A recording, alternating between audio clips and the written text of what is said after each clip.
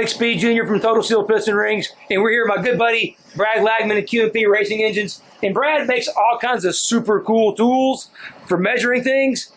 We make the profilometer holder that we sell. Brad makes them. It's not our idea. It was his idea. And they're fantastic.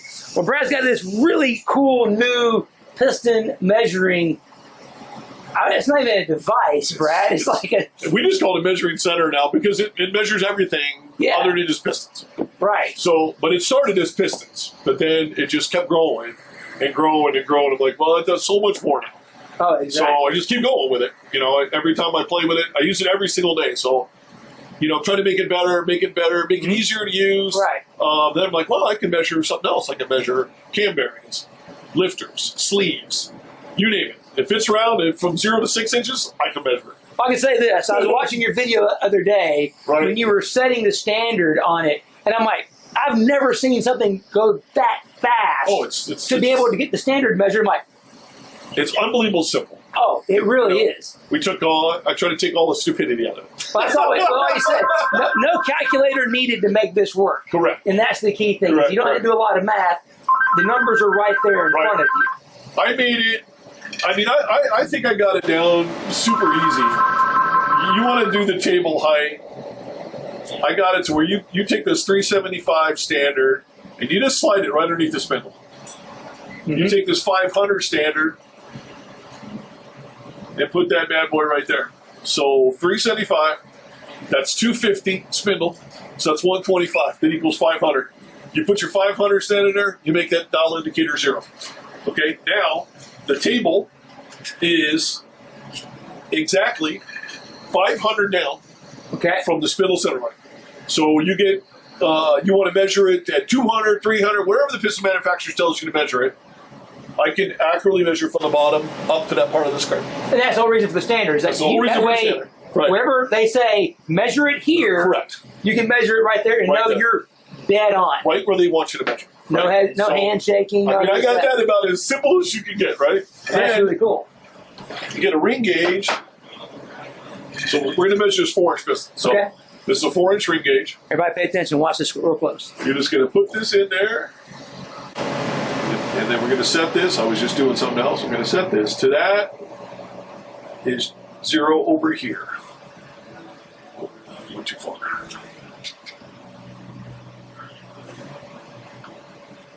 We go find the high spot. We move that to 0. Okay, 4 inches. Okay. That fast. That fast. That fast. That's 4 inches set. Done. Dial indicator at 0, 4 inches. That's it. Can't get any easier than that, right? Yeah. So now we'll back the spindle off. Because we're going to measure this piston. It's probably pretty close to 4,600. Okay. JE said measure it 500 from the bottom. We're going to measure 500 from the bottom. Table's already set at 500, right? Table's already set. Going to come in. We're going to see just as the dial indicator starts to move now. Rocking back and forth, moving up and down to make sure you're on the high spot. Going to be just right. You got to move it around a little bit. Okay, so now we're 0. Here's the trick stuff. Okay. Performance Trend software. Okay. I'm going to measure every skirt. So it's right there. I'm in cylinder number 1, box A, hit data send, done. Yeah. There's the piston deal, right there. So this is taking this Bluetooth from this device, sending it straight to the software. This one's actually hardwired. That's hardwired. But it does have Bluetooth. Okay. I'm right in the middle of working all of that. Done deal. Goes right to that. Set. Cylinder 1. So you can grab the next piston, drop it right in. Yep. And then measure 8 pistons. And record all of them and have them saved. And record them all. If, a lot of times I'll have pistons coated. Okay? Yep. So I'll coat it. So I'll measure the piston before it's coated. Got it. Just come over here, swap it to 2, and now I can measure all the primaries, and then when they get back from coating, I can measure it again, and I can tell you how good the coating is. Well, because, you were talking earlier. The coating varies. Right, so this is a great way to measure new pistons. Correct. But used pistons, now, this is huge, right? Because if you don't know what it is, here's a great way to quantify it. Correct. But if you'd already measured it new... Right. So a lot of times, I was explaining to you earlier, I like to measure. I do the A and B at 500, and then I like to come down 100 past the oil level. Got it. Okay, so that's a new piston. We log that, we keep that, we record it. Right. Motor comes back. We're seeing, you can see it's shiny here because that's just how it is. Yep. Now I'll go back and measure that. So just say that was 4,595 originally. Sure. Now it's 4,593. So that means it wore 2 thousandths off the skirt there. Right. Okay, so say it was 4,598 at the bottom.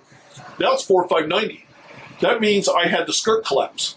Right. You can't see it because normally it could be hanging out. It could be hanging out. You don't notice, but you get in a detonation, the piston starts rocking. They got a big relief here. So now I can measure that and see if your skirt collapsed. So that means your stability of your piston went away. But now you can pick that up because I can accurately go back in and measure it within a tenth. So it's a great way of knowing the health of your engine. Okay, correct. Just like measuring the free gap before and after. Exactly. This is not the same thing for the piston. Right, exactly. And this tool gives the ability to measure all of it really quickly. And really quickly, really easy. Document it. It's all there. It's in a file. So to go back in, especially when you're doing a guy that's got a sprint car or whatever, it keeps coming back in for service. Well, what's going on? What's going on? Same thing with a cylinder fisher. We start with a cylinder finish that we think is correct. Right. They can run it. We'll already have that data. Now we'll go back in and remeasure it. Oh man, I wiped the RK out. Okay, well now we didn't have enough. Okay, so that RK is in a single digit. We're in problems. Yeah. Okay, so we get to get that roughed up to start with, and then we won't have that problem because then you start getting oil consumption problems. You know that. Oh yeah. Oh yeah. So one of the things you were showing me earlier, which is really cool, is how you can measure ring groove depth. Because that's a huge thing. Because people will know, okay, I got a piston that's, okay, I have a bore size that's, say, 4030. And then, I got a 16th, 3/16 ring package. But what they don't know is the ring groove depth. Correct. And you can, like you said, you can get a calculator, look at the ring, the spec sheet of the piston, and do all this. And you can do that. And you can buy a blade mic and then now it starts to get expensive. A blade mic's hard to use if anybody ever used one before. Thought I came up with a pretty good idea to make this as simple as possible. You'll watch this. It's pretty tricky. When I first started, I had the micrometer and I didn't realize that they had a backwards one. So it was 0 here and 500 here. And as I roll it in, I'm like, oh man, this sucks because now I got to count backwards. Yeah. I'm like, 500, okay, so it's 375, okay, so it's 125, right? I'm not saying that it's impossible to do, but, I'm like, well, there's got to be a better way. So I looked at them in the toilet, I was like, hey, well, what's that? They have a reverse micrometer. Well, that's what I want. So now 0's on this side, and it rolls in. Oh, now. Whatever it says is what it is. Whatever it says, Right. And the reason for measuring that back clear, the idea of this is you got to figure back clearance. You have to have clearance between the ring and the piston, not just vertically, but behind it, because especially the 2618 type piston, it's going to grow. Right. So you need to have enough back clearance so the piston doesn't grow in the back of the ring and butt against the back of it and seize it against the cylinder wall. That is never a good day for anybody when that happens. Or that anybody has put the wrong ring in. And they're on the dyno, and the motor goes, and then seems like it's going to lock up. You probably got the wrong top ring. Been there, done that. That was a long time ago, but it happens, because it's too hard to check. People don't check it. People take it for granted, They just drop it in, and if it doesn't seize up, it's all good. I put the ring in the piston. It looks pretty good. Well, man, that thing's out 8 thousandths. Well, that ain't going to be good. When it starts getting hot, we're going to have big problems. Okay, so this now, we're going to turn this 90 degree so it comes across the face of the ring. Okay, we're just going to make that 0. Okay, now we're going to turn this so it goes in the ring groove, and now we're going to come back and dial it in until we hit 0 on the dial indicator. Okay, that number right there, that is your ring groove depth. Okay, so you're 0 there. 170 thousandths is the ring groove depth. Perfect. So you can't put a 173 radial Correct. ringing that, they'll be 3 Right. thou proud So- with no back clearance, and it will. Exactly. So, I mean, I couldn't get no easier now. No, that is the easiest way. No math involved. Right. Super easy. It's one of the critical dimensions of a piston Pretty that true. you need to know, especially for rings, to make Right. sure it works right. And that's really fast, Right. easy way of Easy checking to all of do. that. That's amazing what the little ingenuity does. Yeah. You see, I made this blade Mhm. because they didn't have a non-rotating spindle, Okay. and that's a little magnet. So it locks The it whole right in. thing- Now, do you have different blade sizes for different groove thicknesses? This is down to like 23,000. Okay, so it works That on covers almost pretty much everything. Oh, yeah, everything, pretty much everything. Yeah, Yeah. look how powerful this little magnet is. That's awesome. Right? That's really good. $2. Fantastic. That's awesome. Right? So that's another feature on this deal. That's real important. I made a little organizer here, so when you're not using it, you just put all this stuff back in its little case. You can come off this deal, put this on, swing your indicator over. Now you can measure piston dome thickness, valve pocket, and I even went one step farther. I made this interchangeable. So if you want a point, a ball, Okay. like most dome thickness, it just has a radius on this, and you're on your own. Well, I figured, well, I'm already making this part. I might as well just tap it and use a regular dial indicator stuff. You just roll this over, make that 0. Now you can measure valve pocket depth, whatever. Nice, easy deal, right? Like That's I said, super nice. trying to make it as simple as possible, you know? And the great thing is that you take this level of simplicity to get the exact number you need, Right. and then couple that with the performance trend software to be able to document You it. can log Now you're everything. speeding everything up. Correct. And Correct. it's saved, and it's easier to find, and all that. Right. Well, this is super cool. So, when you buy this from you guys, does it come with all of instrumentation and all the standards, or No, I made it for the little guy, okay? like I was. All right. So you buy the base model. This would be the base model. So Okay. it doesn't have this dial indicator. It has a regular standard dial indicator. Okay. It comes with one ring gauge. Okay. What your choice? 3-inch, 4-inch, Yeah, whatever bore size you work whatever on more those, size that yeah. you work on, and that's enough to measure anything. Okay. Okay, and then you don't have to use the ring gauge. You can use a micrometer standard to get Okay. a 0, but it's not as fast as that ring gauge. Yeah, exactly. It's Yeah. unbelievable, Oh, yeah. right? The ring gauges, yeah. And then, you want the ring groove depth attachment.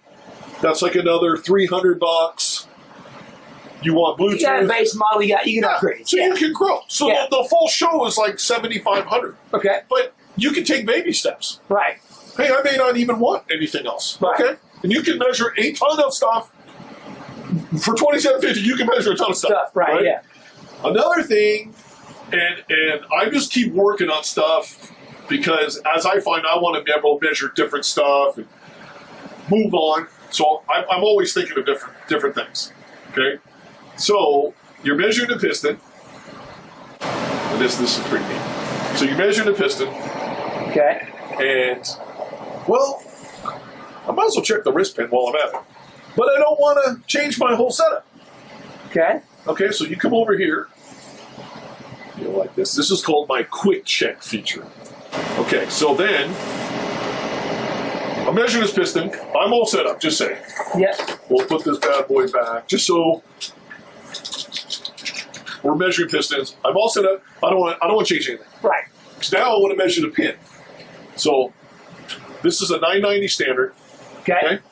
Gonna come down. Real fucking simple. This is gonna be good. It doesn't matter. Okay? We're gonna make that 0. 0. Okay. So that's 0. 990. We'll call that 0. Now you can take your pin. Okay, well, the pin is 990, exactly. Now we can go and move it. Okay. See, straight, and it's 990. Nice. And without changing any other setup.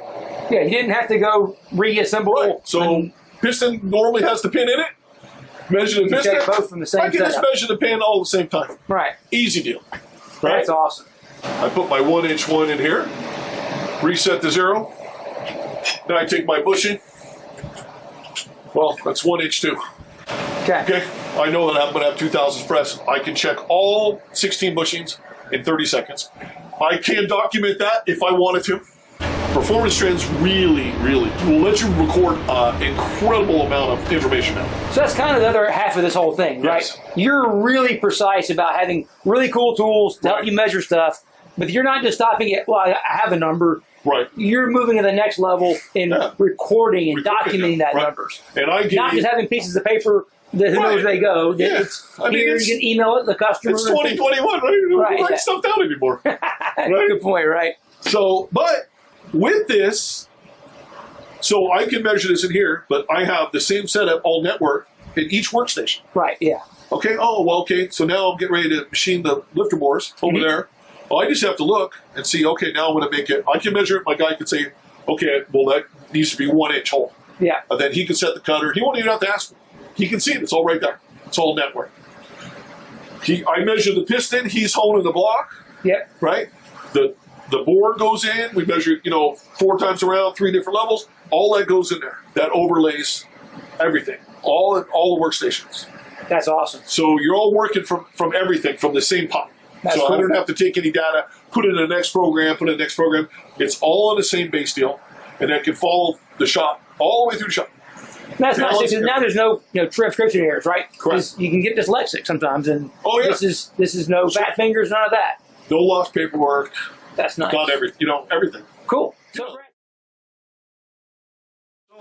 I had a friend of mine, Tom Vane, 3V Performance. Yeah. You might know him. I know Tom. He's a pretty smart guy. Got a lot of smart guys working for him. One of the smartest guys that I know. Oh yeah, and he's a good guy. Will give you good feedback too. Correct. Honest, no feedback. bullshit. Yep. Right.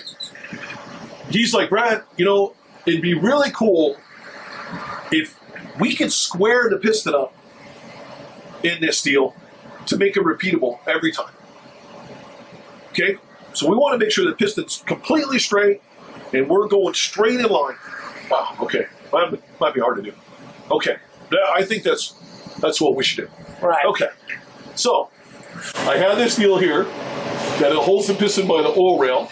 Right. And again, standards. I have different standards to fit different thickness deals. Yep. This spring loaded. That's the V block. That holds it up against it. Holds it up against it to make it straight.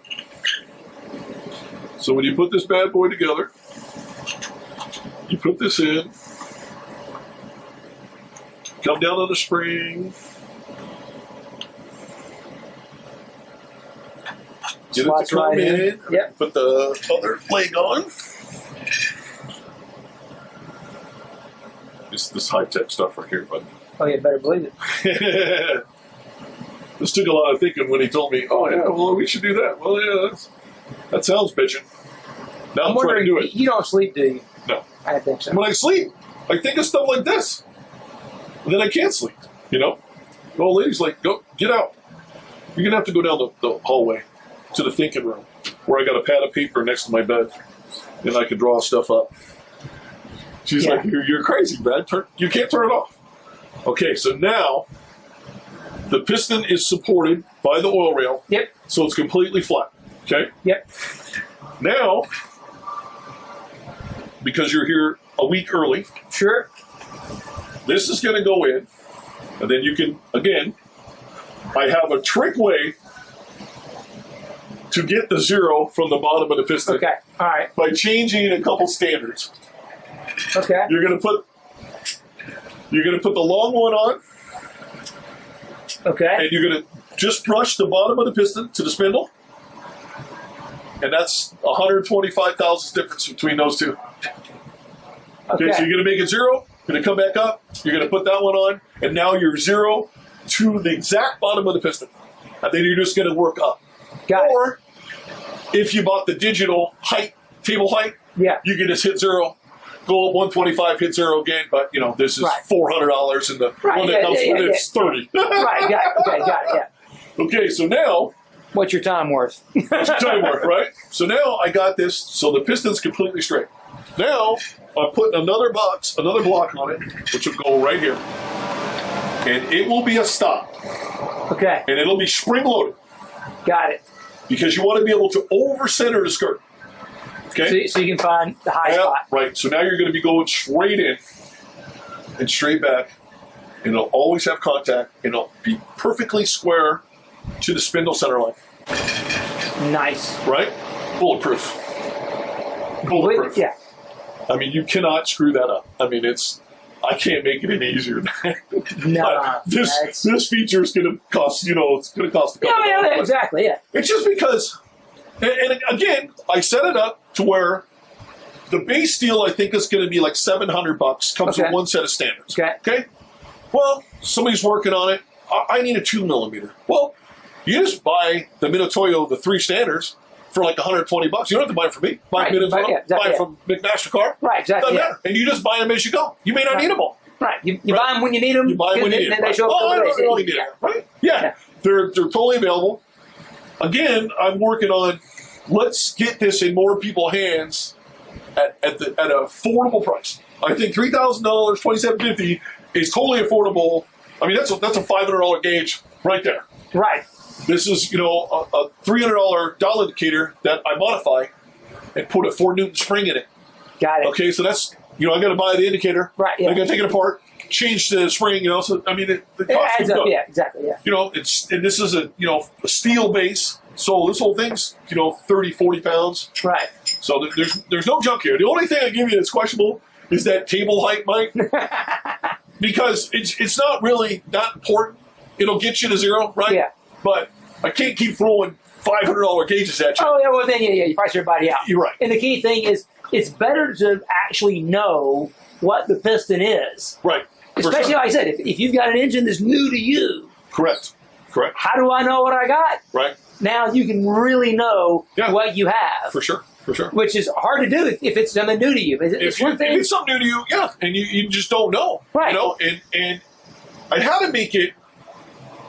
And I know a lot of people, you get rushed, you can't do it, you're behind, the customer's yelling at you, but then you sacrifice your knowledge to get that motor done, and then, I measured the piston, it was 4125, I owned it 4130, got 5,000 clearance, okay? Yep. So I checked one piston.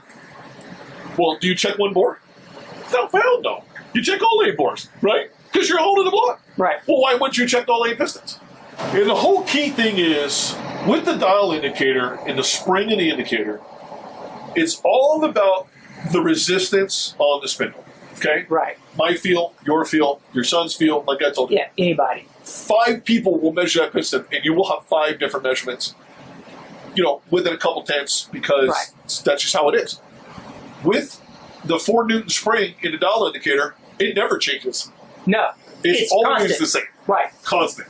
Every time. So you can come back, I can measure the piston, I can write it down, I can give it to Ed, go ahead and measure that piston, give it to Mike, go ahead and measure that piston. We're all going to come up with the same number. Now that's huge. Right? The consistency of measurement is huge. I mean, the other day, Billy Godbolt, we were doing the podcast deal with him, and he's like, oh yeah, you need to actually, if you're trying to measure a thousandths, your gauge needs to go to like a millionth. It's got to be like 6 times. I mean, okay, to really hold it. If we're looking at 0 to 1, that's an inch gap right there. Okay? Right. So you can see that. The gauge reads, I mean, you probably could trim it out, but yeah, it reads to hundreds. I mean, Right. It's just a precision. In a clearance issue of piston to wall, it's meaningless. Right. In a clearance issue on a hydraulic lifter and a pedal valve, now we got a big problem. Big thing. Why do hydraulic roller lifters fail all the time? Because they don't check them right. And everybody knows right now you got a hydraulic lifter problem. They're out there. They're rampant. Every college problem right now.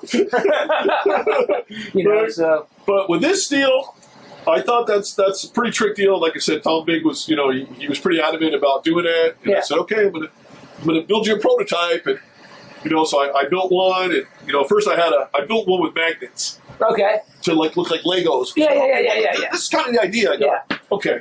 So let me build this. And then I started out, it looks really tricky. It's 3/4 inch thick. But it's not feasible because I can't get enough travel. Right? So I thinned that up. I'm like, okay, now I didn't have those little pockets to hold the standards. And when you turn the piston, it kind of slipped. And you really had to kind of make it tight. I'm like, I didn't really like that. Over tightened it. Now, I mean, you're just like a quarter on a screwdriver, and it ain't going nowhere because of the pocket. But the pockets are brilliant by that. It holds the standard so you know it's locked in. And it's repeatable. Because now the standard's going to go in the same place every single time. Not that it matters. Right. But it's just better for repeatability. And that's the key. Right. Repeatability for measuring. The little spring-loaded V-block to center the piston, this little spring-loaded apparatus I got going on it is going to be super trick. I think a lot of people will pay the extra money and buy that. Hell yeah. Well, like you said, too, the ability to measure a used piston out of the engine, just like you measure free gap on your rings before and after to know what's going on, the ability to measure your piston before and after and see what's transpiring is only going to help you get a better piston for your engine, because now you get feedback to give back to your piston manufacturers like, hey, I need, this is what's going on. We can tell you what's going on, and you're not guessing. Right. I made this deal. So I have this deal that I made. Measuring a piston on a rod is a pain in the ass. A lot of people don't want to take the rod off, right? Right. So it's tricky because the rod's in the way, right? So you pull this bad boy over here. You just adjust that to the center. No, you didn't. So now when you measure the piston, this just holds the rod from swinging back and forth. So now you can measure the piston and not worry about the rod. Okay? That's smart right there. Right? Yeah. There's your third hand you needed there. There's your third hand, right? Yeah. How simple is that? That was even nothing. That's awesome. I'm like, oh, that's pitching. I mean, we know it's rare that we measure something on a piston, on a rod. Right. But if I have to. If you need to run over and do it, you can run over and do it real quick. If I have to, I can do it. Right. Done deal. I thought it was pretty good. So if you guys aren't following Brad on Facebook already, you need to. So or Instagram. Or Instagram. Either one, you see how this was developed step by step. I mean, it started with that.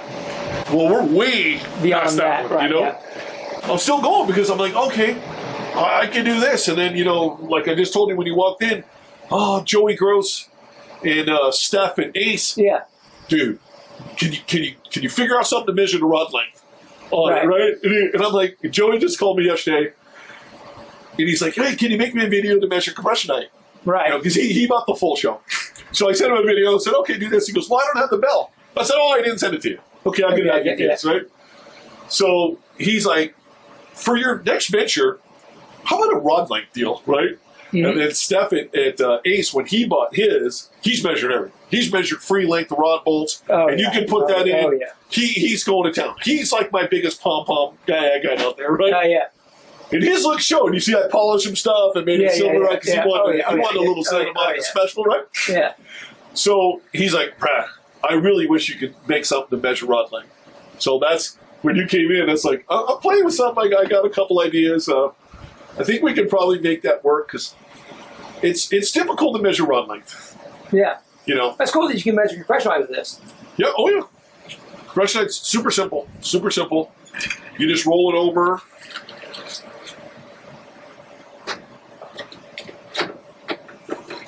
So basically, what you're going to do is come over.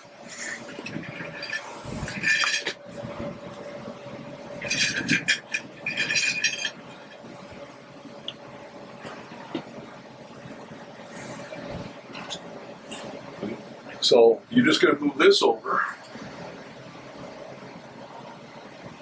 And we're going to make this. Let me show you how to trick this is. This is can't make it any easier. So we're going to say half a 990 pin is $4.95, right? Yeah. 990. Right. 990 pin is going to be $4.95, right? $4.95, right? Yep. So we're going to change the preset. This is so you don't have to do any math again. Okay? This is so simple as it's going to get. Preset. We're going to change this value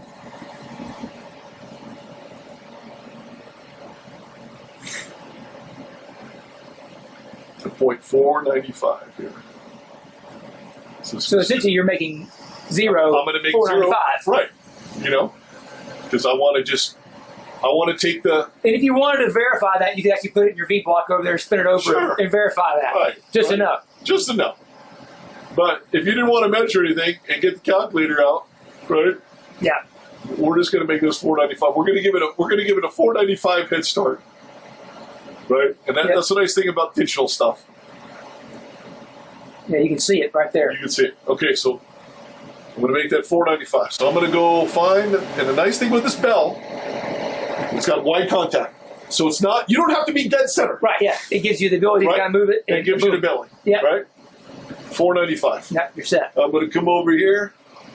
I'm going to go to the top of that piston. Okay, my compression height is 1.119. That easy. And I measured that thing 5 times yesterday in 3 different videos, and we got the same number. I can't get it easier than that, right? That's stupid easy. Right? I'm about one of these too. Let me get a good deal. But yeah, right. It's that simple. It's that simple. That's amazing.